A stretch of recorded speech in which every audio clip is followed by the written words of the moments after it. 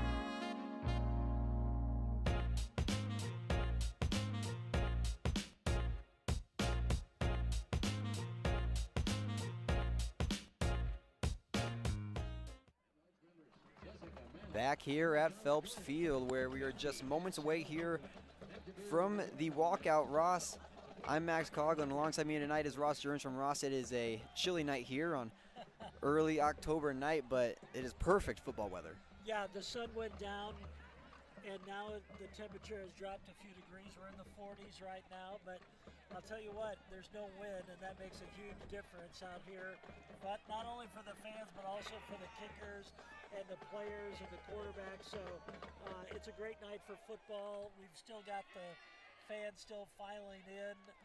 There's another football game going on right now that I'm sure a lot of people were watching, Nebraska and Rutgers, so a late arriving crowd, but we should have a really good lot of people here tonight for our homecoming game. So we're going to get into the keys to the game here, and we'll start with Kearney. Ross, the biggest thing for Kearney is they have to explode on that passing game. That is really what the biggest thing that Kearney has for them going for them right now, and they really, if they want to get an early lead and an early jump in this game, they have to have that passing game on. Yeah, they really do. Beckman is one of the best quarterbacks in the state. He has thrown for over 1,200 yards and 14 touchdowns for Kearney. He is the player to watch tonight. They've got to get a good pass rush on him. Christian Jones off the right side, the defensive end for Westside, needs to have a big game tonight and to get to the quarterback and mainly just make him make quick decisions and possibly Westside can get an interception, a turnover, somewhere down the line, but they've really got to put pressure on them. And one of Beckman's favorite targets here tonight will be Carter Lee, just a junior. He is one of the leading wide receivers on this team, and he is by far one of the favorite targets for quarterback Beckman. So we're going to have to watch out for that duo tonight, as they will be definitely a key threat for Westside. Yeah, Carter Lee has already caught 19 passes for 324 yards and 4 touchdowns. And look for number 02, Xander Ruling.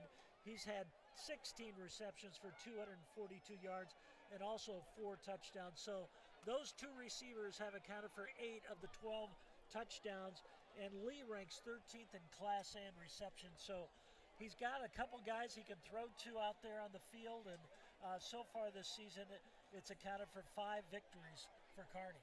So Ross, we're going to get into Westside's keys to the game here, and the biggest thing we take it from last week is Westside has to score early and stay on top. That's the biggest thing Westside has to do. Offense has to be on. Defense has to be working to stop Kearney's passing game. And so biggest thing for Westside tonight is they have to score early and they have to stay on top. Well, I'll tell you what, they got off to such a slow start last week out there at North Platte, and it really put them in the hole when they were down 14-0 in just the opening minutes of the game when North Platte scored on their first 2 possessions. And they were playing catch-up, and they really didn't take the lead until the 4th quarter, and it was too late for Westside, and it ended up getting their first loss of the season. So a better start tonight would be much better for this Warrior team. And a big-time player we're going to need to watch out for tonight is definitely Anthony Rees at quarterback. And then another player that I know you like to talk so much about, because he is one of the top players on this team and one of the true leaders on this team, is running back Kurt Kubridge. Oh, yeah. Kurt Kubridge is a football player. He does it all out there on offense and defense. He plays linebacker, he plays fullback, but he has a nose for the end zone, and he can find it, and he really is such a tough runner. I really like it when they get him the ball, because the ball's moving forward. And Kurt, this season, Max, you and I have watched him. He's got some speed. We've seen a lot of breakout runs from him. It's 70-plus yard runs from him. We've seen it multiple times this year. And that's the thing that has surprised me this year. He's got some breakout speed that he can go 60 yards and score a touchdown. He did that against Bellevue West, and it turned the game around in the second half. And Ross, you want to know a fun fact about Kurt? Today's his birthday. Oh, well, happy birthday, Kurt Kubridge. And he's a homecoming candidate, so this is a big weekend for Kurt. We love him. He's just a great kid and a great football player. So, and if any of you viewers did not know, at halftime, the homecoming court candidates will be on the field for halftime. They will be walked out on the 50-yard line. So we will be broadcasting that, so all of you viewers will get to watch that. So stay tuned for the halftime show with that. And we are just moments away here, 2 minutes and about 30 seconds remain here as the cheerleaders are starting to line up for the walkout, and we will have a camera down on the field for that as soon as the Warriors come out of the school. It's been a great week here at Westside for homecoming. Just all the activities all week long. It's been really good, and the school's really got into it. The way that the team has really come together, the whole school. We had a pep rally earlier today after the homecoming parade about 1:30 today, and they took the parade all through the neighborhood around Westside. The thing that I was so impressed with was how many families and the elementary kids came out. Of course, they throw candy out there to the kids. So a lot of families were out there. It was just great for the whole Westside community. And then they had a pep rally here in the football stadium, and they honored all the unified sports, and Westside Community Schools got a national banner. So that was a big thing for all the schools and all those great kids that were honored for unified sports here at Westside. And Ross, here we go, the Warriors sound come on, and here we go. We're just a minute and around 25 seconds away from starting this game off, and fans are on their feet here as the Warriors come out of the school. And Ross, you can feel it here. The 5-1 Warriors will take on the 5-1 Kearney Bearcats. So it's going to be a big-time matchup here tonight, as it's a chilly October night, like I already mentioned. Yeah, this is one of the great entrances. We'll let you hear it for yourself. And the music. Here come the Warriors, folks.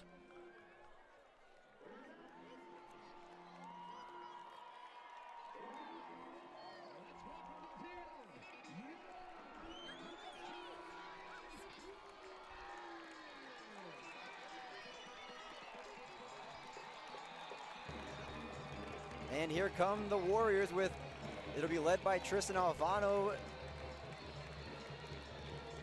And look at the helmets out there for the Warriors. Westside has new red helmets for the homecoming game tonight. Look at those. They've got the Westside shield on the side, but those are really sharp looking. New red helmets for this Warrior football team. And Ross, I need to point out a fact. First time in 75 years that the Warriors have done this with changed their helmets. So I think that is a pretty cool stat, if you would like to call it. 75 years the Warriors have not changed their helmets from those black helmets with the W logo on it. And Ross, I have to mention, those are clean. These helmets, I like these. I saw them earlier this week, and I go, this is really going to be a great thing when they come out there on the field. The players are excited about it. The fans are excited. This is a great atmosphere for this game tonight. And we still got people coming in here to Phelps Field, and we're just about ready for kickoff, but it's going to be a great night for high school football. And Ross, Kearney won the the coin toss, and they elected to defer, so it'll be Westside's ball starting out here in the first quarter, and Kearney will get the ball going into the second half. The Warriors will be moving from right to left on your screen. There is no wind here at Phelps Field, so it will not be a factor. It's a cool evening, temperatures in the high 40s, but this is football weather here in the month of October.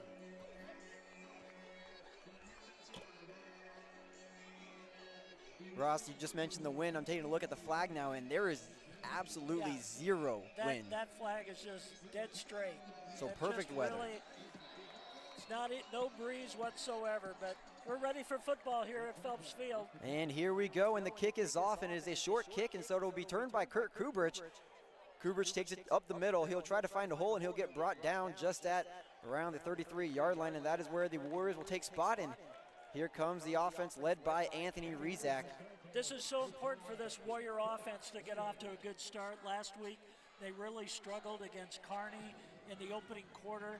It'd be nice for them just to sustain a drive and maybe get in the end zone just to get off to a good start here tonight. It'll be Anthony Rizak making his way out in the shotgun formation. It'll be one receiver to the near side, two to the far side to start this one off. Jamez Ross in the backfield.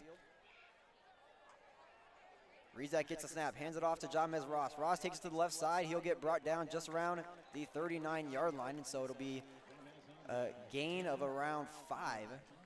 That's a good run to start off, about 6 yards on the run. Mix it up here early, kind of establish a running game. That's kind of the philosophy that Westside likes to do in these games. It'll be 2nd and 4 here for the Warriors. Rizak drops back to pass, hands it off to Jamez Ross. Ross he'll break a tackle, but he'll get brought down just around the 40-yard line, so it may be gain of 1 or 2 here. Yeah, it could have been a 2-yard loss right there for Jamez Ross, but he kind of broke away from the Kearney defenders and was able to get maybe a yard out of that. It'll be 4th and 3. Or 3rd and 3, folks. 3rd and 3 here for the Warriors. They'll line up with 2 receivers to the near side, 2 to the far side. Kurt Kubrich in the backfield with Anthony Rizak. He motions him to the right. Rizak all by himself in the pocket. Looks back to pass, tries to find an open receiver, and he does. It'll be his brother, Teddy Rizak, but it'll be dropped just in the hands of Teddy Rizak, so it'll be incomplete, and that'll make it 4th and 4 here for the Warriors. Yeah, I think the defender, the safety there for Kearney got a hand on it. Looked like Rizak was open enough, but good coverage by Kearney, and Westside will kick it away. It'll be number 2, Ben Knoll, back to receive for the Bearcats. Marty Mormino back to punt for the Warriors.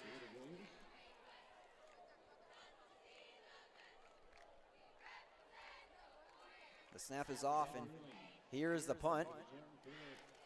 High punt there from Marty Mormino, and it'll roll out of bounds just around the 24-yard line, and that is where the Bearcats will start here for their first drive of the game with 10:42 remaining. Well, this is important right here. This is where they got in trouble a week ago.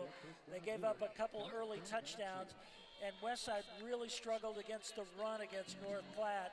Let's see what they do against Kearney.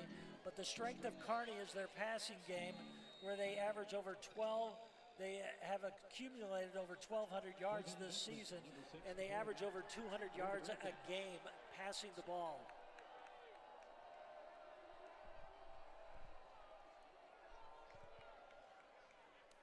There's a pitch over, and it'll be brought down just at the 30-yard line. That'll be Ethan Kowalik. Yeah, Kowalik is the leading rusher for Kearney. 56 carries for 286 yards, but he averages 5 yards a carry, so he can get some good yardage running the ball. And here's Trayvon Beckman here on 2nd and 5. Three receivers to the near side, one to the far side. Beckman gets the snaps, and it'll be a flag on the play. It'll be a false start on the Bearcats to let them move the ball back 5 yards. What Kearney was trying to do on that play was flood the near side of the field. They had 4 receivers, 3 lined up at the line of scrimmage to the near side, but they also had 1 receiver in motion. So that's what they're going to try to do. They're going to flood the area, try to get maybe a short pass in there against this Westside secondary, and they would have outnumbered Westside on that play over the near side. So it'll be 2nd and 5 here for the Bearcats. Beckman in the shotgun formation with Kowalik to his right. It'll be a fumble, and it looks like Kowalik will go right on the ground on the ball, and it'll be recovered by the Bearcats. Sometimes it's hard to just kind of get your handle on the ball. It's just a little chilly here at Phelps Field. The temperature has dipped into the 40s. A lot of the players just really tough to handle the ball sometimes when it gets a little chilly out here. So now it'll be 3rd and 10 here for the Bearcats as they're risking a 3 and out. 3 receivers to the near side, 1 to the far side. Beckman drops back to pass, tries to find open receiver, and he does. That'll be Kowalik. Kowalik will get a good gain, but it was not enough for a first down. He'll get brought down at the 25-yard line, and here comes the punt team for the Bearcats, and Keenan Connon back to return the punt. Good start for the Warrior defense. They really held Kearney right there compared to last week when they let North Platte drive downfield, so a good start for the defense.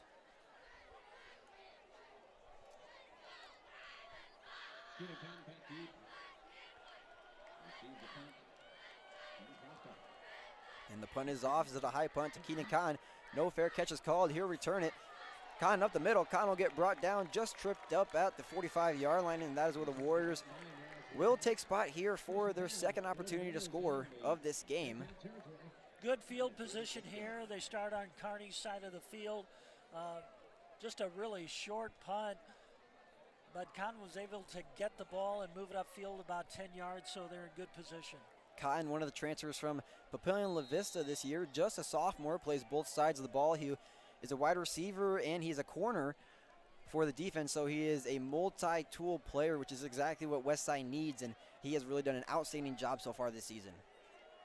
Here's Rizak, gets a snap. He'll take it for himself. Rizak goes to the right side. Rizak tries to make a tackle. He'll get brought down just at the 38-yard line, and there's the dual threat we see in Anthony Rizak. He can throw the ball and he can also run the ball, so we're going to see that quite a bit from him tonight. Good gain, about 8 yards, brings up 2nd down and 2 at the 38-yard line. That's why he is so hard to defend. You don't know whether he's going to pass it or run it, but that has really helped this Westside offense when Anthony can have some success running the ball.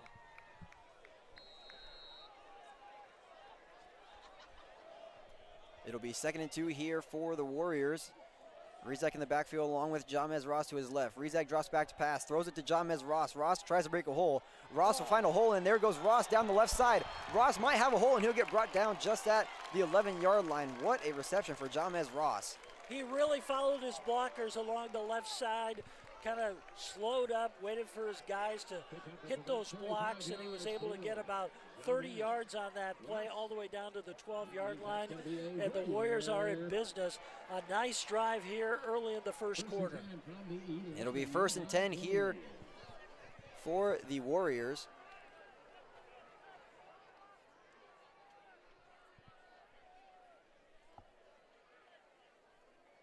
Anthony Rizak gets the snap. He'll take it for himself up the middle. Anthony Rizak tries to break a hole. There's Rizak all the way into the end zone. It'll be a touchdown for the Warriors. Anthony Rizak, quarterback keep Let me do it myself, he says.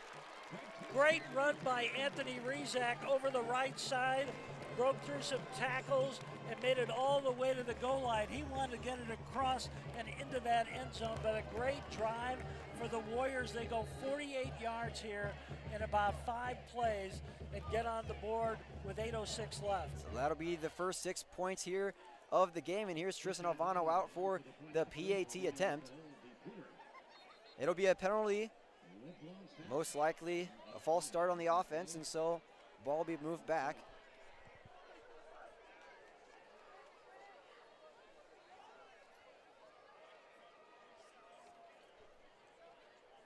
So it was a false start on the offense, and so here comes Tristan Alvano once again out for the PAT.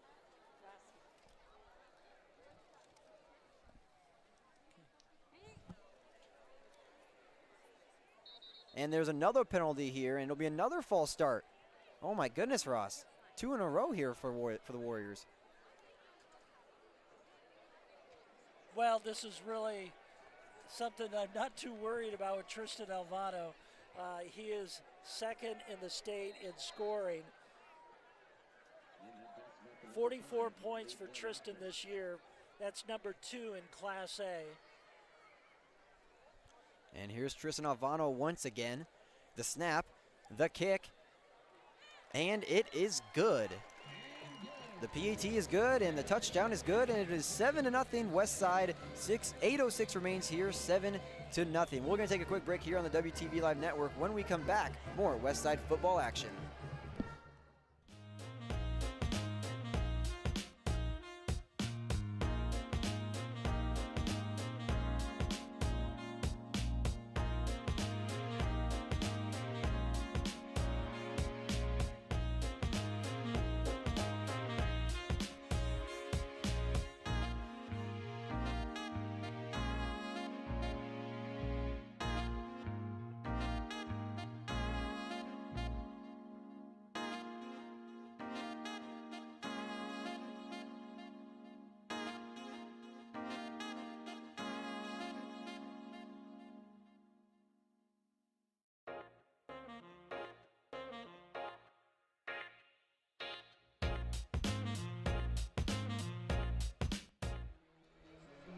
Back here at Phelps Field, where Westside scored a quick 7 points, and it was all done by Anthony Rizak, the quarterback. And it was a great drive to start out the game, and Westside will kick off. And Tristan Alvano, if you've watched Westside in the past, they have had a lot of touchbacks. 29 times this season, Tristan Alvano has knocked it out of the end zone, and for a touchback, 37 times he has kicked off, only 8 times it has not gone in the end zone. And that is number 30 for a touchback for Alvano, one of the great kickers in Nebraska high school football, and he's getting recruited by many schools. And here comes the Bearcats out once again. They'll start on Westside's 20-yard line, and Kearney has not really gotten to a groove yet so far, as we've seen him here in the past games that they've played. And I was expecting like Kaylin from Bellevue West to just rifle the ball and throw it around the field. That's what I expect Kearney to do, and maybe they'll do this on their second possession. And here's Beckman, tries a pass, and no receiver. Was intended for number 8, Carter Lee. Like we mentioned in the pregame show, that duo was going to be seen a lot tonight, and it was just way overthrown and nobody even there. So it'll be 2nd and 10 for the Bearcats. Miscommunication there for Kearney. The receivers all went to the interior of the field, and he threw it along the sidelines. And that's when you go back to the receiver. I thought you were going to do a down and out, and they go down and in. So it'll be 2nd and 10 here for the Bearcats. Beckman in the shotgun formation. 2 receivers to the far side, 1 to the near side. Snap is off. He hands it off. No, he'll keep it for himself. He'll get stopped in the backfield by a host of Warriors. That'll be Nick Anglam. Great job by the Warrior defense there to put some pressure on Kearney. They can't let Beckman get back there to toss the ball, but really put some pressure on them, and that's what they need to do. And now it's 3rd down and 12 for Kearney, and this is another passing situation for them. Another spot where Kearney could go 3 and out here, and that was done by the Westside linebackers who we've seen a lot this year. Kurt Krubish, Nick Anglin, Bo Ryan, who is leading the team in sacks so far this year. And here's Beckman, drops back to pass on 3rd and 12. He tries to find an open receiver. The ball is out, and it is caught by Carter Lee. Carter Lee takes it all the way inside the 40-yard line after he'll get brought down by Teddy Rizak. What a completion there from Trayvon Beckman to Carter Lee, the duo who we mentioned in the pregame show, and we just saw a perfect example there for a big-time reception, and it'll be the Bearcats ball on the 40-yard line. 3rd down and 12, and he came up with a big pass, and that was about 30 yards downfield. He had a lot of time to throw, and he found his receiver over the middle. Just good patience by the quarterback, Beckman, for Kearney. So it'll be 1st and 10 here on the 40-yard line. Here's Beckman in the shotgun formation. And they're going to do an audible here, and it'll be now 1 receiver to the far side, 2 to the near side, and there'll be a penalty on the play, and we'll have to see what. I think they called a timeout. The head coach was over there on the field directing the players, and they were changing the play, and the clock ran down. He just wanted to call a timeout so there wouldn't be a penalty. So there was a penalty in the Westside secondary, but it looks like it was picked up, and there will be no penalty on the play. But nonetheless, we're going to take a quick break here on the WTV Live Network. When we come back, more Westside football action.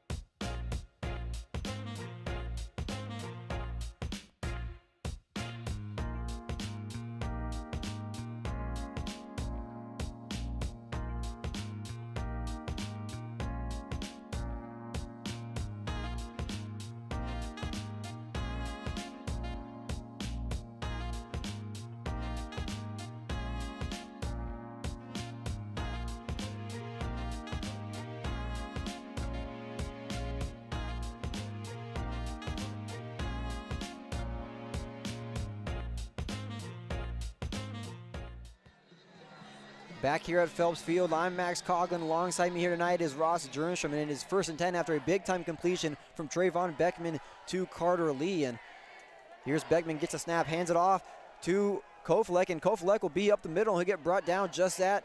He'll keep pushing, and he'll get brought down at, looks like just around the 30-yard line. And what a run there for Ethan Kofelek. You know, it was interesting. Some of the Westside players talked about that loss at North Platte and said they were just out-toughed by North Platte. They did not play physical up front, and maybe Kearney saw that, and they're trying to test Westside's interior defense. But that was a good gain, and Westside had a tough time taking down the ball carrier. It'll be 2nd and 2 here for the Bearcats as they are inching closer here to the red zone. Trayvon Beckman in the shotgun formation with Koelek to his right side. He gets a snap, drops back to pass. And it was be incomplete pass, and it was Christian Jones on Trayvon Beckman. So Beckman had to get that out pretty quick. He saw Christian Jones come in off the right side. And yeah, so did I. I saw Jones coming in from that left side, and he was sprinting towards him.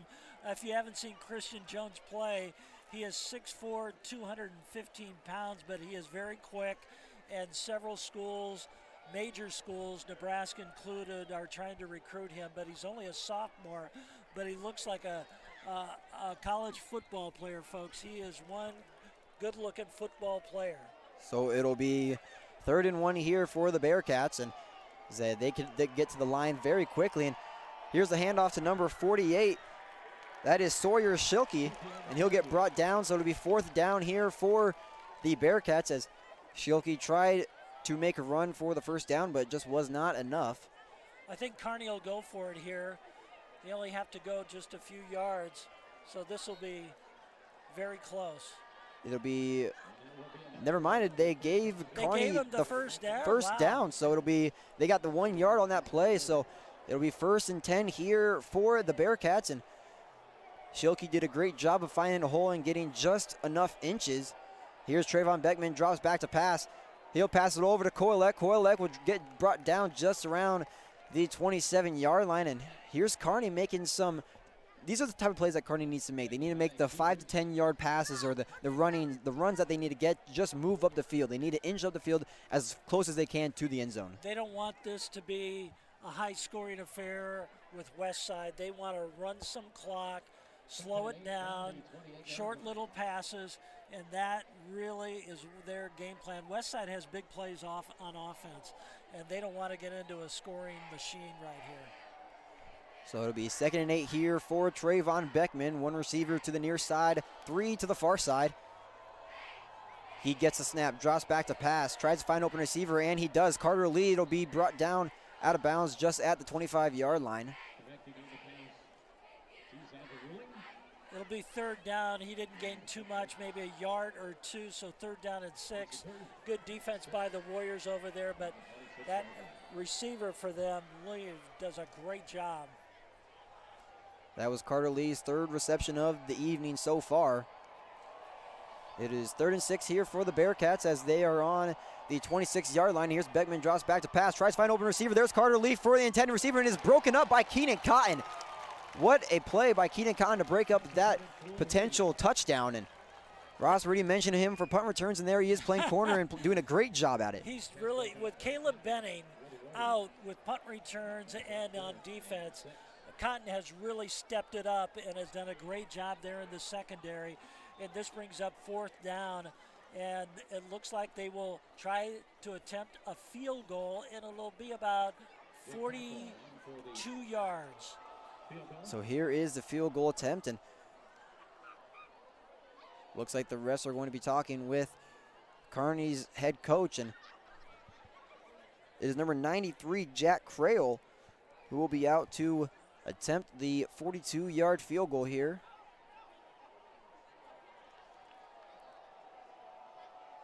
And they've got to get the officials in position under the goalpost. They are not there, but they're getting there right now. So here's the attempt.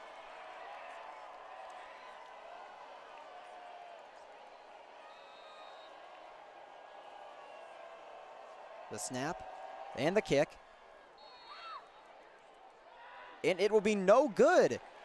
Just short of the goalpost, so it'll be still 7-0 Westside leads here. 4:36 remains in the first quarter. We're going to take a quick break here on the WTV Live Network. When we come back, more Westside football action.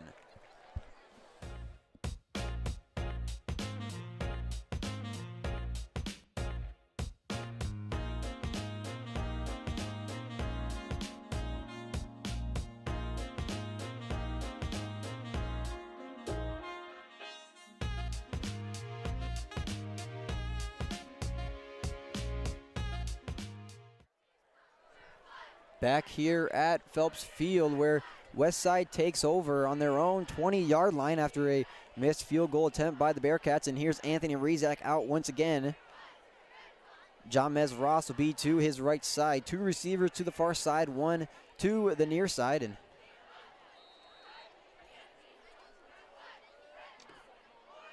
Rezak gets a snap. He'll hand it off to Jamez Ross. Ross tries to find a hole. He'll go to the middle. He'll get brought down just around the 29-yard line.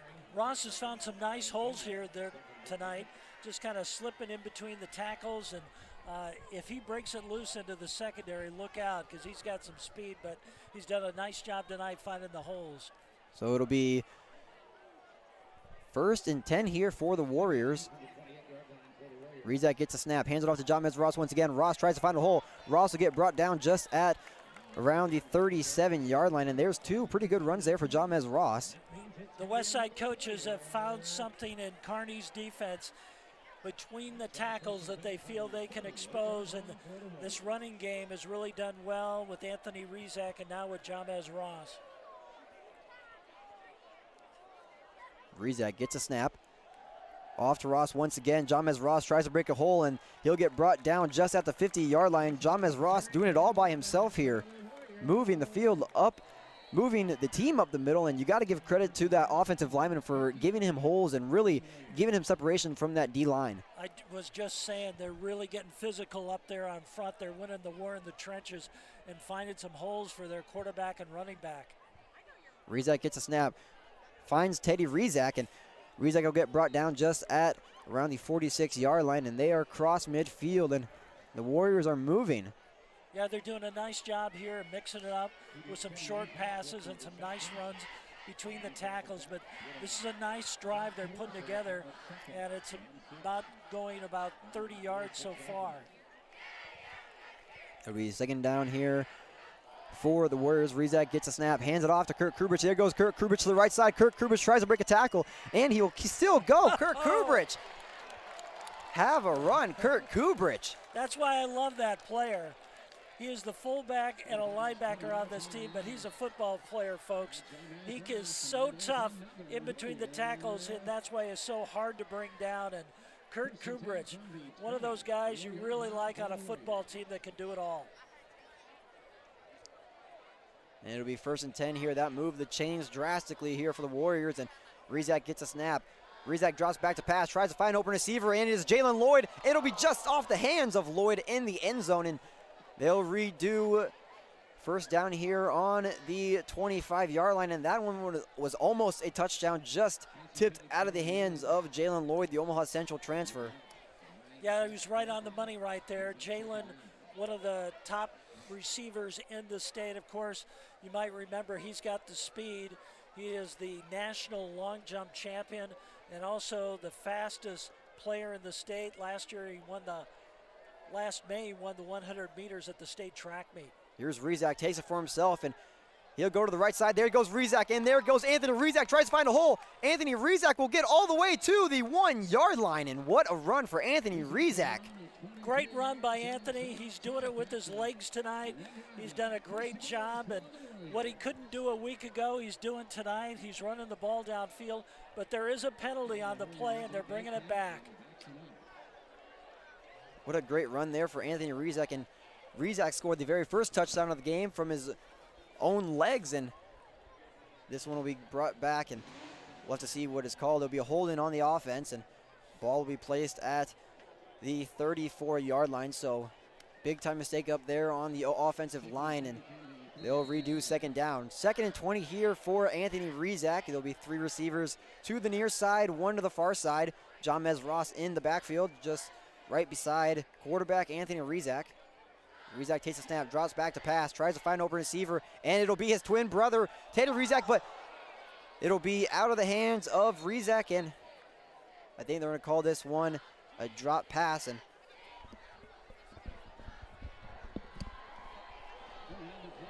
no, it'll be a fumble, they call it, and it'll be Kearney's ball. And folks, we have a guest color commentator Ryan Kelly here as Ross Jernstrom has to make his way down the field as he is being recognized down on the field after the first quarter ends. So Ryan, how you doing tonight? I'm doing pretty good, Max. How about yourself? Pretty good. Westside's up 7-0 here with 2 minutes remaining after a Westside fumble. So here is Kearney taking over on their own 20-yard line. Trayvon Beckman in the shotgun formation. He gets a snap, hands it off to number 0. That's Xander Ruling. Xander Ruling goes off to the left side.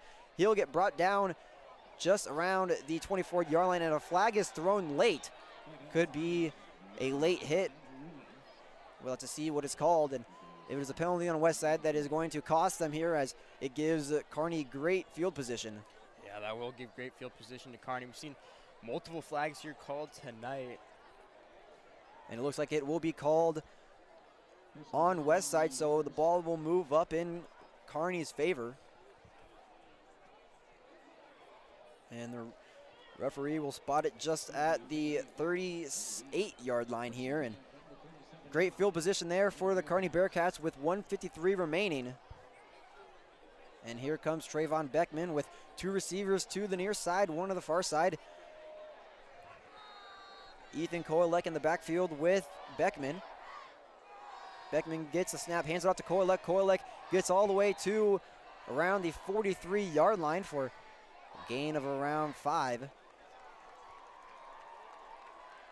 And something I've seen this Kearney team do a lot tonight is they've just kind of found the open holes in this Westside defense and have been able to kind of capitalize off that and just kind of push right through, which has been something that they've been pretty successful at here tonight. One thing we haven't really seen a lot of Kearney, we've seen the one pass completion to Carter Lee, but we've not seen a lot of passes from Trayvon Beckman, and there's a pass right there. That was to number 80. That was Ben Cupston. And that'll be good for a completion. And it'll be on the 46-yard line. So there's another completion for Trayvon Beckman. We've seen Kearney run the ball quite a bit tonight, which we have not seen them. Only 6 rushing touchdowns on the year for Kearney, and they have 14 passing touchdowns. So a bit of a odd switch here for Kearney so far. And Westside can be, we've seen them a little like the last game against North Platte. They're a little weaker when they rush the ball, but being able to find those open holes, as I just said. There's a handoff to Ethan Koelek, and he'll get to around the 42-yard line. It'll be 2nd and 6 here for the Bearcats.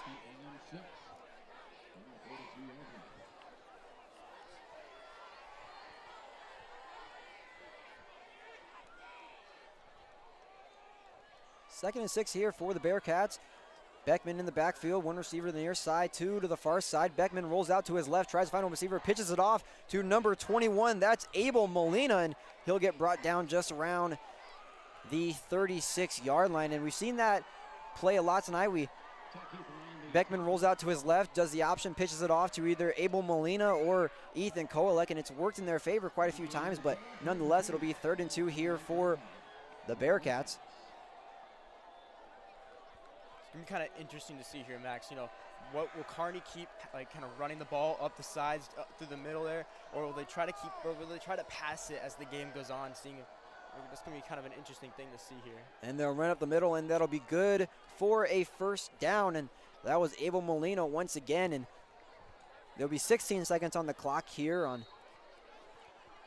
remaining in the 1st quarter. And like I already mentioned, Ross Jernstrom, our color commentator, will be recognized on the field tonight as he was the Grand Marshal in the parade earlier today. That was awesome to see him riding in the lead car there.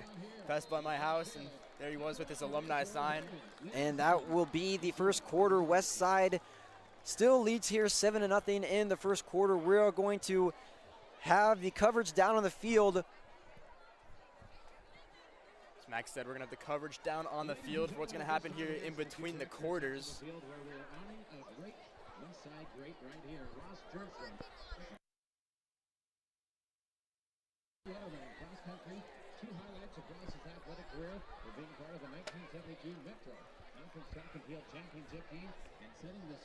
And there's a good look at Ross Jernstrom,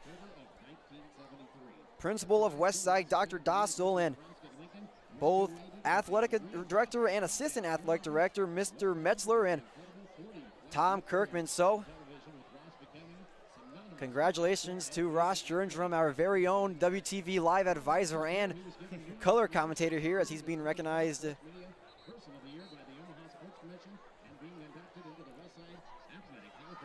We're going to take a quick break here on the WTV Live Network. When we come back in just a few moments, more Westside football action.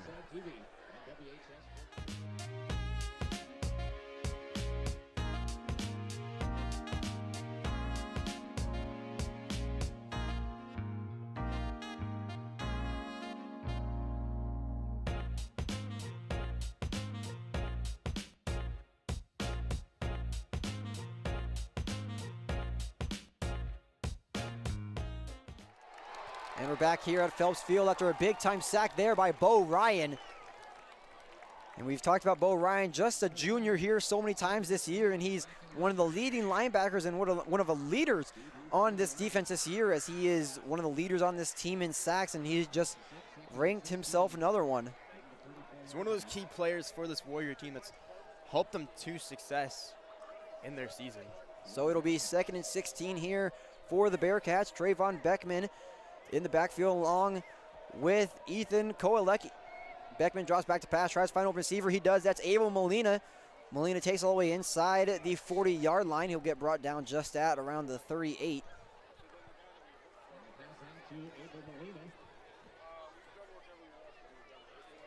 So it'll be a short gain, and that'll bring up 3rd and around 14 here for the Bearcats, as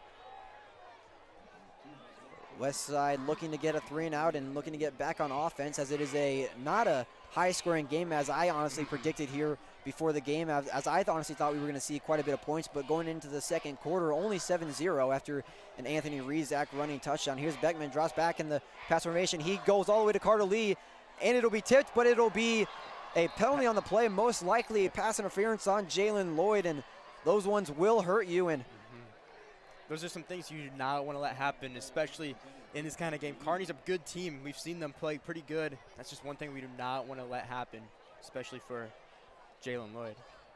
Lloyd playing really good coverage on Lee, as he is one of the top targets for Trayvon Beckman, but he just had one too many hands on him there, and the ball will be moved up quite a bit, and it'll give Kearney great field position here as they will get marked at around the 24-yard line, and that is where Kearney will take place here on first down. You know, this Kearney team's inching their way up closer to the red zone and closer to the end zone.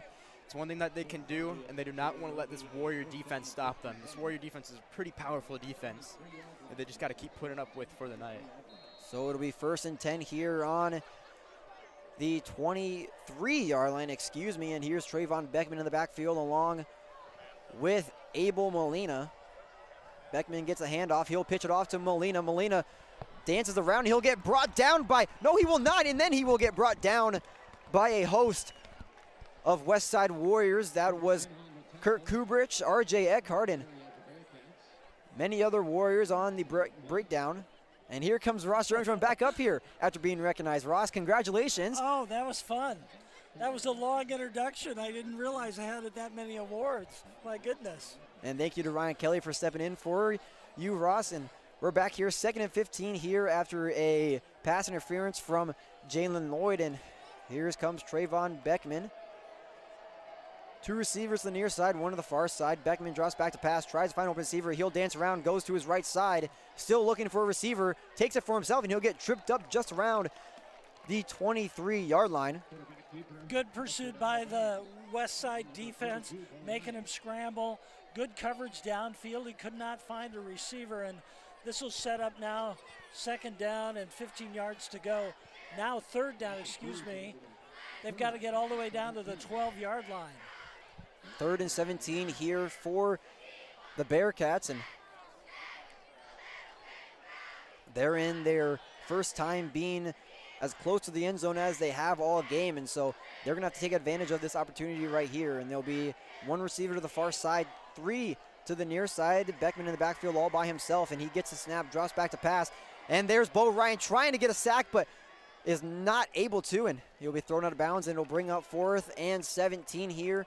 Bo Ryan with the breakup there on the coverage in the backfield, doing a great job once again finding his way in the backfield like we see him almost basically every single play. He had a sack on the very first drive of that play. And you know, Bo can make the ball get turned over the way he goes in there and can get those sacks, force an interception, force a quarterback hurry, but it looks like the kicking team right now is coming out. And this will be a 48-yard field goal. This is a 46-yard field goal for Kearney. And here is Jake Crail once again out to punt. It is blocked, and it'll be picked up. It'll be taken all the way inside the right side, and there goes Ty Kiefer. I had to figure out what number it was with those black jerseys, but that was Ty Kiefer, the senior. Well, that's a great turnover for Westside. They really did a good job getting in there, getting the block. You know, you had to drive that ball 46 yards, so it was probably a low kick, but Westside got on there.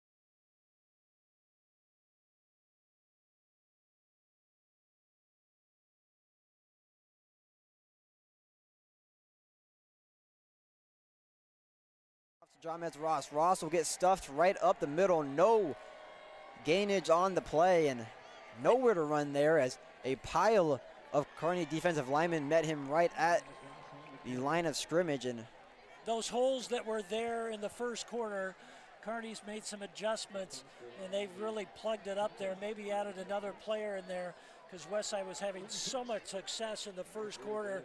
Now I look for maybe Rizak to run to the outside where he's had a lot of success. it'll be 3rd and 6 here for the Warriors. Rizak all alone in the backfield by himself. He drops back to pass, tries to find a receiver, and it'll be just dropped by Trevor Spady. So it'll be 4th and 6 here for the Warriors, and we'll have to see what Coach Palamangi wants to do. I think right now you probably punt the ball. Yeah. No, it'll be Tristan Alvano out. Oh my goodness. Tristan, who has kicked 6 field goals and ranks #1 in the state. He's tied right now. He is going to kick. Ross, you're better at this. Am I right this? You're 61 yards, folks. This is beyond midfield. 61 yards, folks. This could be the longest field goal right here. And Kearney will take a timeout here, trying to ice Tristan Alvano with a possible school record. Oh, absolutely. And he's already got the school record. He did that when we were out in Grand Island and where he kicked a 53-yard field goal. But this would rank right up there in high school football in the state of Nebraska as one of the longest kicks, if not the longest. But this will be interesting to see. There's no wind. We know he's got the leg. Can he drive it that far? And hold on, folks. Yeah, you don't want to miss this. This could be a record breaker right here, folks. And there goes Tristan Alvano off to the sideline. So they're going to change their mind here, it looks like. Oh, I was really interested to see what might happen. And it'll be Anthony Rizak. And nope, they switched. They're going back to it, I think. And I do not know what Westside is doing right now. It seems like they cannot make up their mind on what they want to do. They want to try the record-setting field goal, or well, if they got 18 seconds left. They got to make up their mind right here. Well, here comes the offense, and Anthony Rizak out back once again.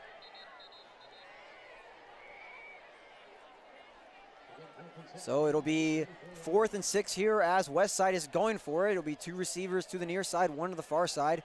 Kurt Kubrich in the backfield at running back.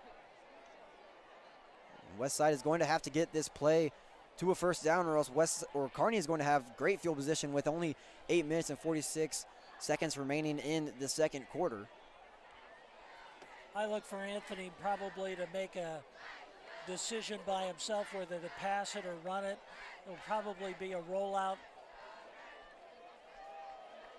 We'll see what happens right here. So here's the 4th and 6. Rizak in the backfield. Rizak gets a snap, rolls out to his right, tries to find open receiver, and he does. It'll be brought down. That was number 10, Keenan Cotton, with the reception, and that'll be good for a first down. And big time play right there from Anthony Rizak to Keenan Cotton, and that'll move the chains. And big play call there from Coach Palamangi on. I was just going to say, Palamangi probably came up and goes, I don't think 61 yards is probably a good idea.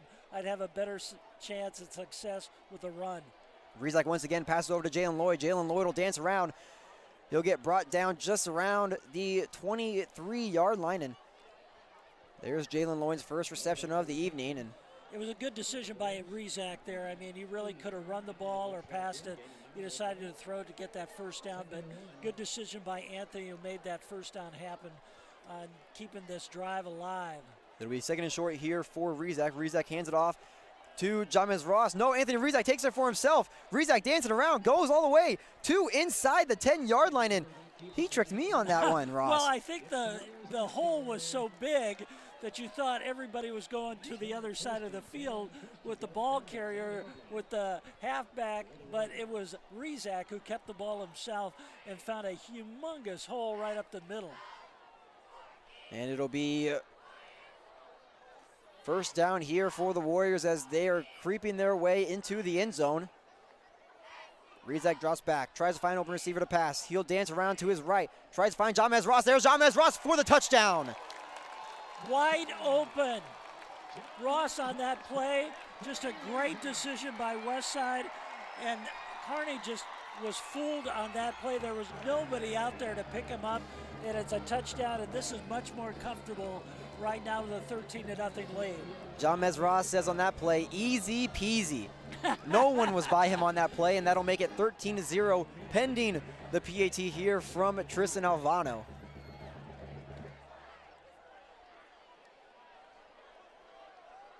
And the kick is good from Tristan Alvano. 14, Westside, Kearney 0. 7:25 remains here in the second quarter. We're going to take a quick break here on the WTV Live Network. When we come back, we'll have more Westside football action.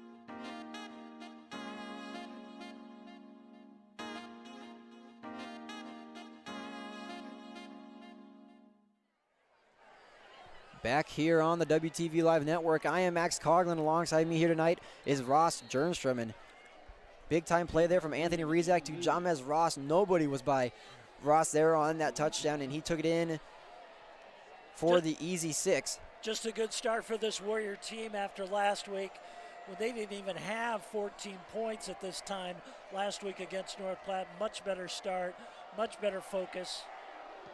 And there's a kick from Tristan Alvano, and it'll be back in the end zone for a touchback. And that is his 31st touchback of his career, of this season, which is number 2 in the state right now. And as we mentioned, Air Force and Army have already offered him scholarships. Tristan has made a lot of trips around the country on recruiting trips, and a lot of people interested in him. He's been some places that I haven't even been in covering college football. He's had a great fall and summer for him. So here comes Trayvon Beckman out with the Bearcats offense. They'll be on the 20-yard line. He gets a snap, drops back to pass, tries to find an open receiver, and it is Carter Lee. Carter Lee will break a tackle. He'll get brought down just at the 25-yard line. And just a nice pass right there. There'll be a gain of 5 there for the Bearcats, as it is 2nd and 5 here. You know, I think that's their game plan. Just work the ball, short passes, maybe throw a long one during the series, but work that clock as much as they can. So it'll be 2nd and 5 here on the Bearcats' own 25-yard line. 2 receivers on the near side, 1 to the far side. Beckman gets a snap, drops back to pass, just out of the reach of number 0, Xander Ruling, and there'll be a flag on the play here. We'll have to see what it is. It was a late hit on the quarterback. Westside came in there and just knocked him down, and then they threw the flag. So it'll be a major penalty against Westside. It'll be roughing the passer there on the Warriors, so it'll be a free 15 yards there for the Bearcats, and it'll put them in great position as they will be put on the 41-yard line. You know, that's hard to tell your player, if you're a coach, about the game and whether they can, have the late hit right there. But Westside really needs to, just be very short on those and try to do as well as they can.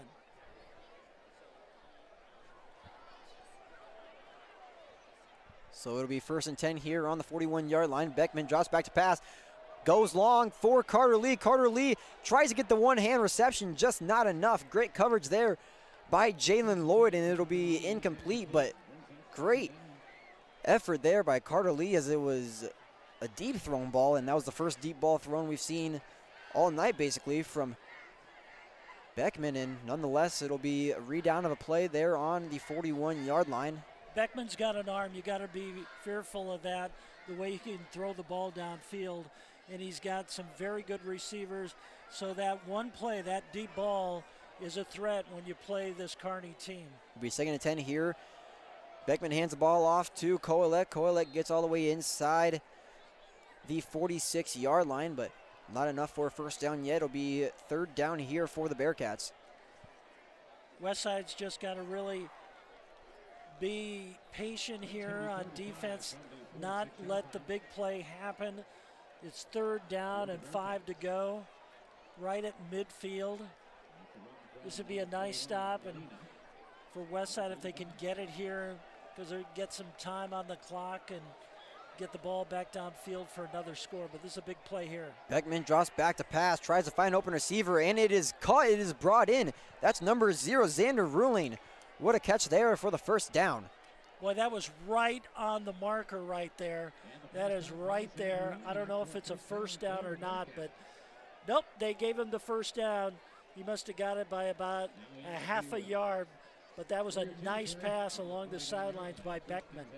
And there's a pass we've seen from Trayvon Beckman all season long, and he's really showing it off here late in the second quarter. And Kearney's got to get on a roll here if they want any chance of really coming back in this game, as it is 14-3 here for, and there's Christian Jones, but it'll be caught. That's number 21, Abel Molina, and Christian Jones was in the backfield on Beckman, but nonetheless, he got the pass off to Abel Molina, but it'll be a loss of yards here. Yeah, it might have been a better idea just to drop the ball because there were so many Westside defenders around the receiver, but I'll tell you what, Christian Jones just bolted in there, and Beckman just said, I got to get rid of this thing now, and just found it to a running back there, but a big loss of 5 to 6 yards on that play. So it'll be 2nd and 15 here for Trayvon Beckman and the Bearcats, and the snap is off. Beckman drops back to pass. It'll be caught by number 10, Jack Dahlgren, for his first reception of the evening. And that is the game plan for Kearney as they drive downfield. It'll bring up a third down and about 6 yards to go. But that's what they need to do, those little short passes to keep their team alive in this game. So 3rd and 6 here for the Bearcats as they are trying to get a score here in before the first half concludes.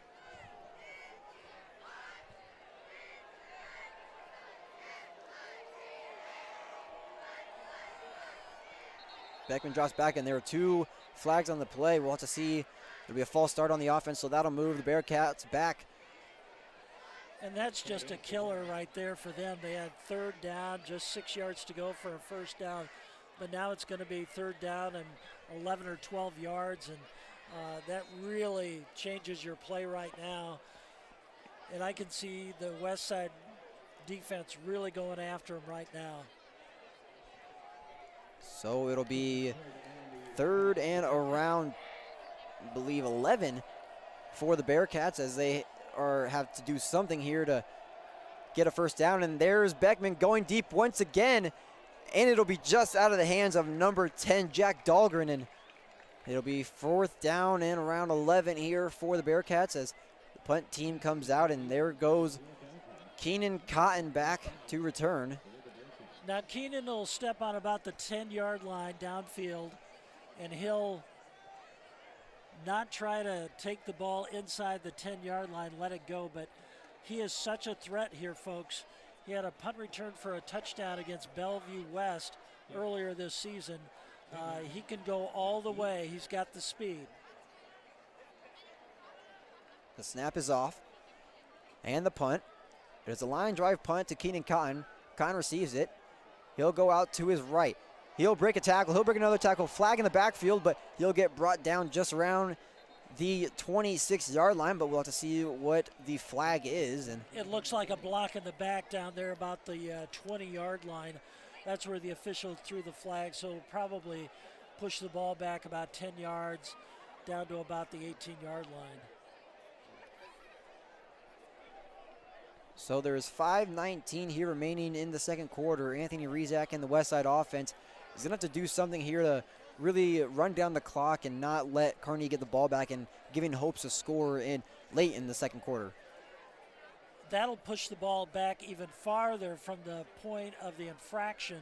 So now it's down to the 11-yard line.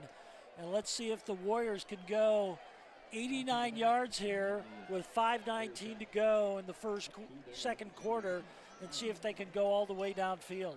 Warriors now, they got pushed back inside their 9-yard line, so even more.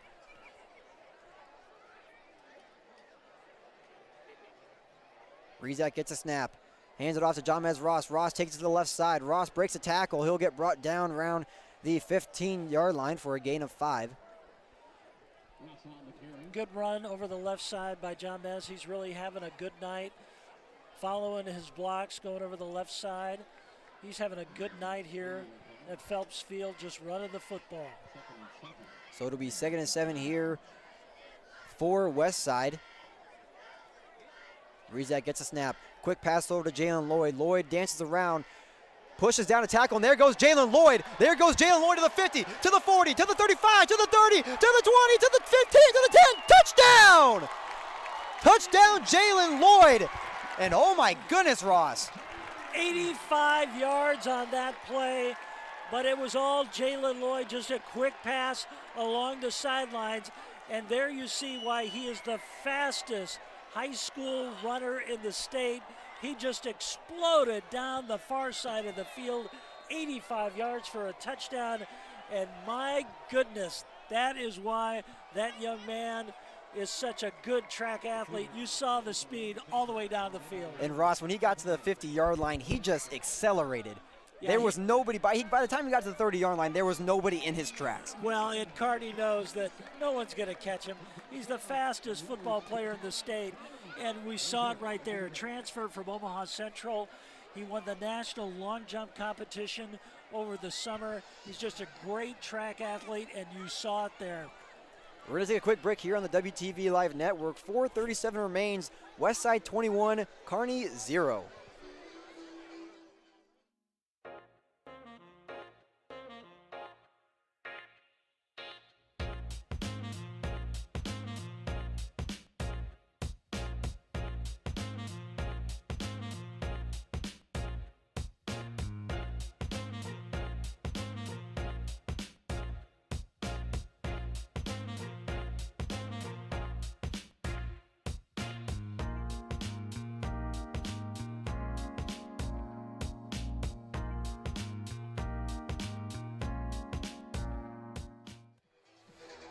Back here on the WTV Live Network, I'm Max Coughlin. Alongside me tonight is Ross Jernstrom. Ross, we just saw Jalen Lloyd break out for an 85-yard receiving touchdown, and that was his longest touchdown on the year so far, and that'll make it his 4th touchdown on the season. And here's Tristan Alvano for the kickoff.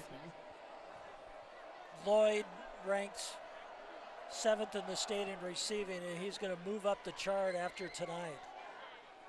And it'll be returned by number 4. That is Justin Murray. Justin Murray will get brought down at around the 21-yard line. And that one was received just about around the 2-yard line, so very close to a touchback. But that's only the 9th time this season that Tristan has not put it in the end zone. And he's had 40 kicks, so that's a pretty good average for him.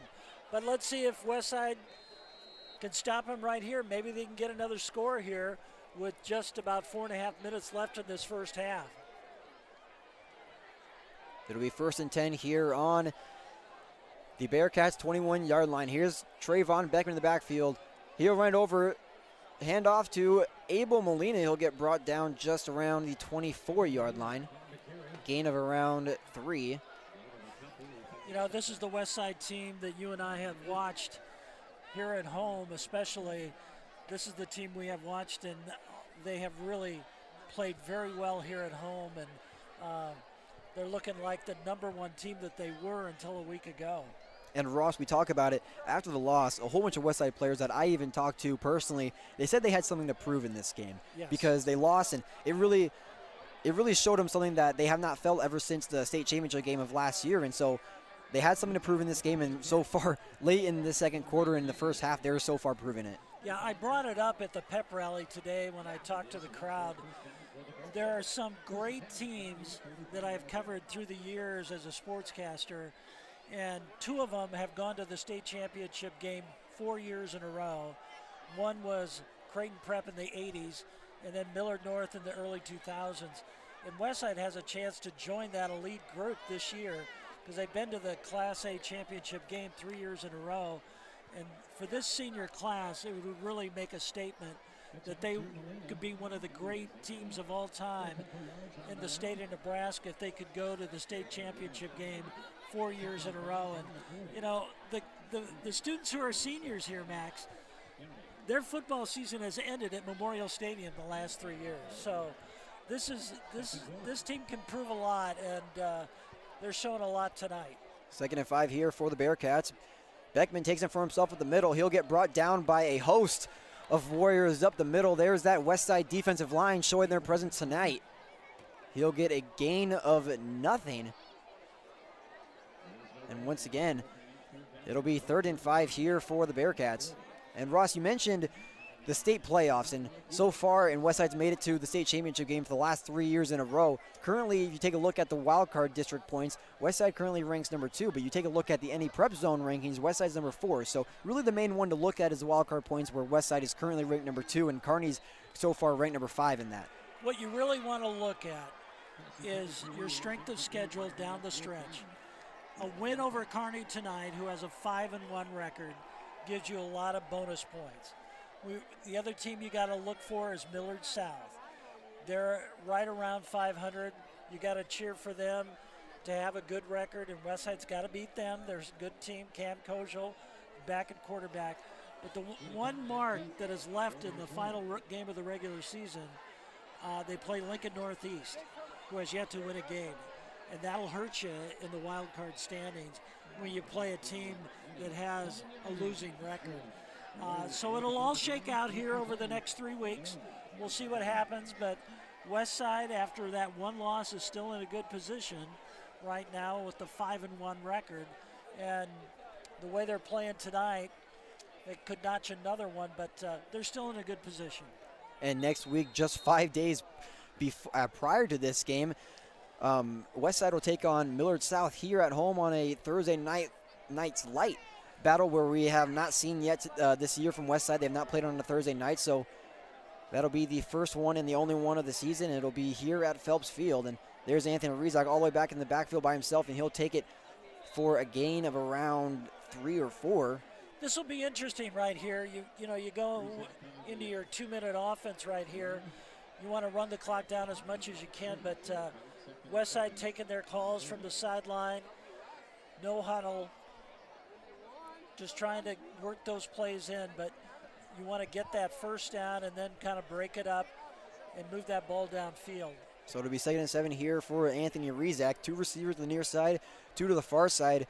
Rizak will take it for himself. Rizak goes to the right side, breaks the tackle, and there he goes, but he fumbles it. Rizak fumbles the ball, and it'll be brought down, and it'll be recovered by Kearney. That was Carter Lee who jumped on the ball, and it looked like he was almost trying to pitch the ball to somebody else, but the ball flew out of there, and Kearney landed on it on the 45-yard line. And Kearney's got a chance here with just 2:01 left in the first half.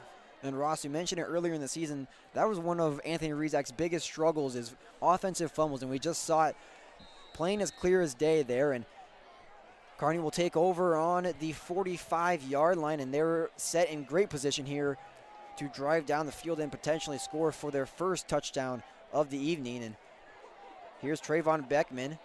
Drops back to pass. Beckman rolls out to his right, tries to find a receiver, and there's Carter Lee. Carter Lee goes all the way inside the 35-yard line. He'll most likely get brought down and spotted at the 34. And it looks like Kearney has, is it 2 timeouts left? 2 timeouts left for Kearney. Or excuse me, 1 timeout left here for Kearney, 3 for Westside. 1:55 currently remains here in the second quarter and the first half. So Kearney, you know, even if they can get a field goal here, they've got to save that timeout somewhere on this drive. It'll be 1st and 10 here for the Bearcats. It'll be an option play there. There's Xander Ruling, takes it all the way inside around the 34. Looks like it may not be a gain of any, but it was a nice reverse there. You had the receiver come back towards the quarterback, take the ball to the far side of the field. Looks like they'll give the Bearcats 1 yard of gainage. So it'll be 2nd and 9 here for the Bearcats, as there is 1:47 remaining in the second quarter. Bearcats taking their time here, getting the play from Trayvon Beckman. And they'll set up with 2 receivers to the near side, 1 to the far side. Trayvon Beckman in the backfield. He gets the snap. He'll roll out to his right. Tries to find a receiver, and he does. That is number 80, Ben Crumston, and he'll get brought down all the way inside the 15-yard line. And oh, boy, big I'll time tell reception. You what, that was a great pass and a big tight end, and it didn't look like he was going to go down, but he takes it all the way down to the 14-yard line. 1st and 10 with 1:35, and that clock is running. That was Cumston's second reception on the evening so far, and it'll be 1st and 10 on the 14-yard line. Here's Beckman, dances around, and he gets brought down by a pile of Westside Warriors, and he'll lose some yards on that play. That was number 55, R.J. Eckhart, on the tackle.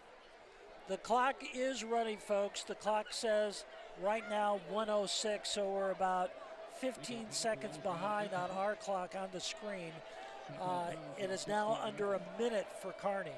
2nd and 13 here for the Bearcats. Beckman drops back to pass, tries to find open receiver, takes his time, and it is just dropped in the hands of Xander Ruling. It would have been could have been a SportsCenter top 10 catch.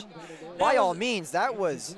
He was right there. He had his hands on it, but as soon as he hit the turf, the ball popped out. But just a great throw right there, right a post pattern by Kearney, right under the goalpost, and they almost had it, but look for them to try it again. There are 48 seconds left right now.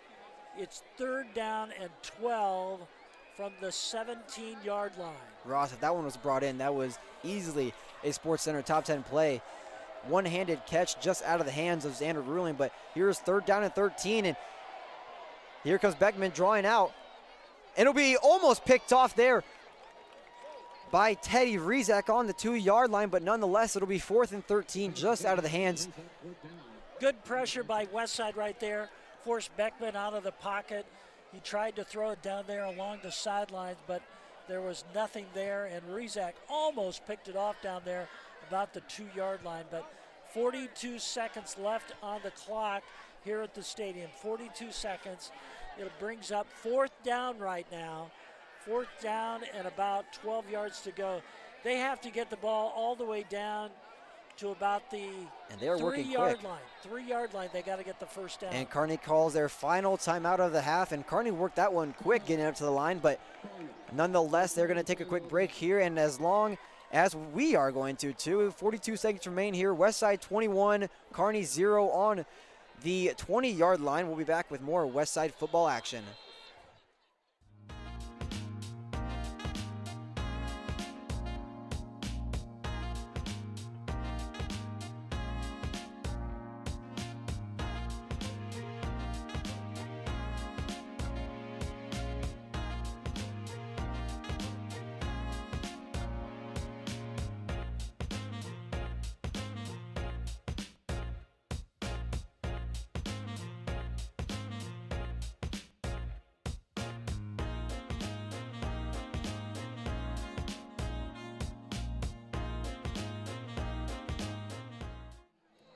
Back here at Phelps Field, 4th down and 13 for the Bearcats. They're going for it, Ross. 42 seconds remain. Here's Trayvon Beckman, gets a snap, drops back to pass, takes his time, goes deep to Zuling, and there's a touchdown for the Bearcats. Just a great throw by Kearney right there. Beckman found his receiver. He was wide open over there, and he laid it in just midway through the end zone along the far side. But a great play by Kearney to get back in this game. They only trailed after this extra point by 14 points. So turnover for Westside, fumbled the ball at midfield, and Kearney comes down, and we got ourselves a ball game. And the extra point is good, so it'll be Westside 21, Kearney 7. 36 seconds remain here in the first half. We're going to take a quick break here on the WTV Live Network. When we come back, more Westside football action.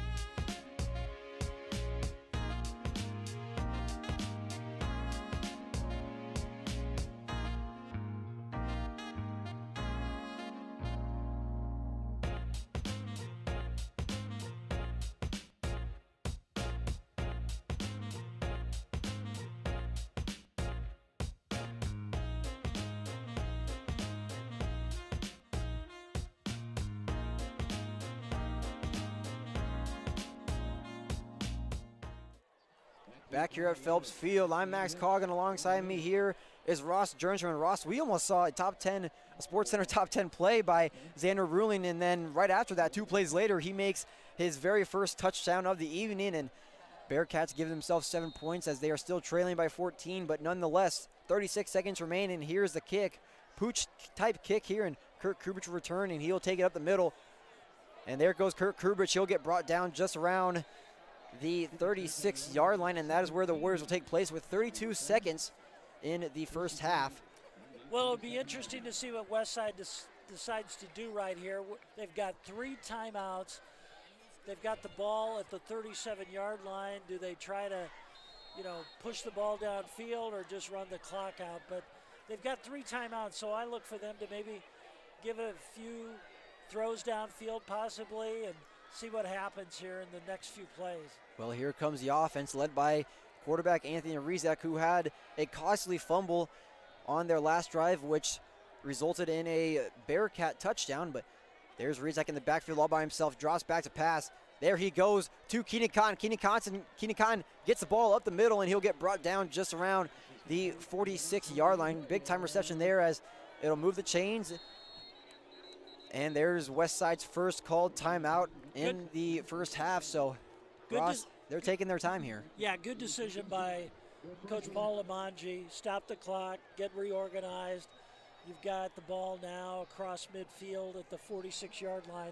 And this is a good opportunity for Westside. They had a chance to get it downfield, but they got 2 more timeouts left. So, good decision by them to call the timeout. See what they can do here. I look for, go to Jalen Lloyd.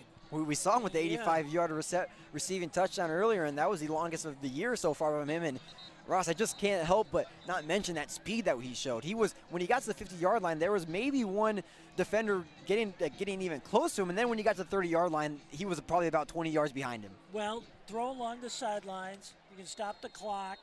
So I look for something to Lloyd possibly along the sidelines. And there will be 2 receivers, 1 receiver to the far side, 2 to the near side. There goes Rizak. Rizak goes to his left, tries to find a receiver, and quick pass, and it'll be out of bounds. It was intended for Jamez Ross, but we'll redo the down. It'll be 2nd and 10 here for the Warriors as Kurt Kubrich now subs in for Jamez Ross in the backfield.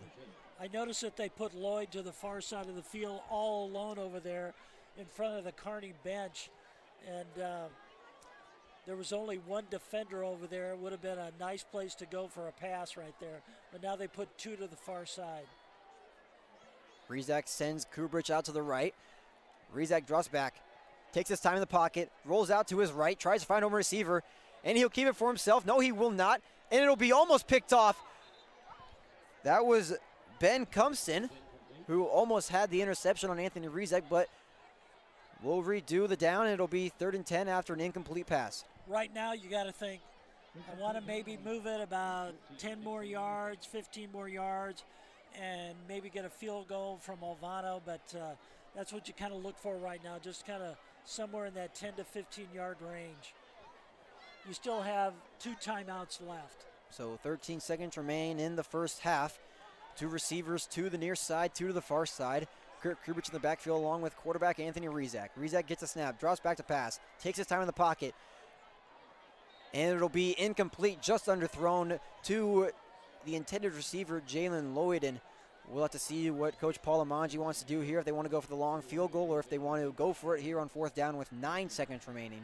I think you try to get the first down one more time. You got 9 seconds. You can probably run them maybe 7 seconds off the clock and call a quick timeout. We'll see what they do right here. And that is what they will be doing here. 3 receivers to the near side. Jalen Lloyd all by himself to the far side. 9 seconds remain here in the first half. Rizak takes a snap, takes his time in the pocket, passes it over to Kirk Kubrich. Kirk Kubrich breaks a tackle. Kirk Kubrich breaks another tackle. Kirk Kubrich takes it all the way inside the 25-yard line, and there's a timeout. 1 second remaining here, and we'll most likely see Tristan Alvano in the special teams unit come out, and what a pass there from Anthony Rizak to Kirk Kubrich. And you got to give credit to Kirk Kubrich breaking 2 tackles there and getting them all the way inside the 25-yard line. I was saying, Kurt, take a knee. The clock's running down. You need to get down because that clock, there's only 1 tick left on the clock. But this will be a 42-yard field goal for Tristan Alvano. His long range, he set the school record against Grand Island earlier this season with a 53-yarder. So he's got plenty of range, folks. He's one of the best kickers in the state of Nebraska, and this will be a 42-yarder. And Ross, I think the best way to describe Tristan is really just saying he's got a boot. He really does. Well, they said the clock ran out. Oh my goodness, and that'll be it there for the first half, apparently, as the clock runs out and both teams head to the locker room. Tristan Alvano not happy with the call that. Oh, you can see Coach Paul Lamanji talking to the officials right now. What happened on that? And the officials felt that the clock had run down, but Kubrich's run just a little too long, and it would have been a nice opportunity there for Tristan to get the field goal right there. But don't go away, folks. We've got homecoming festivities here at Phelps Field.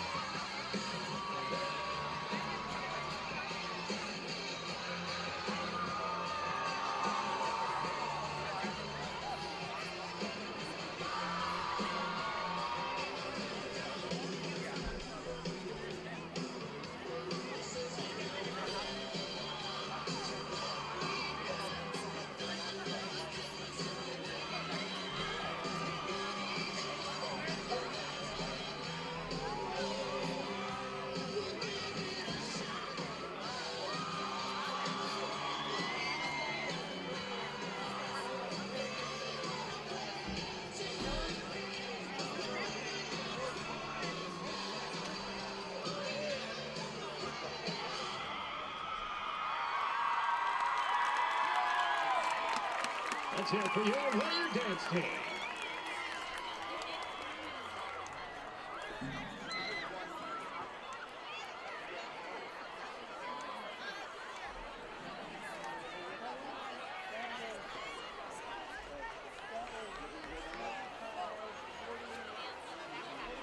Is there any glare? Is there glare with my glasses? When you came back.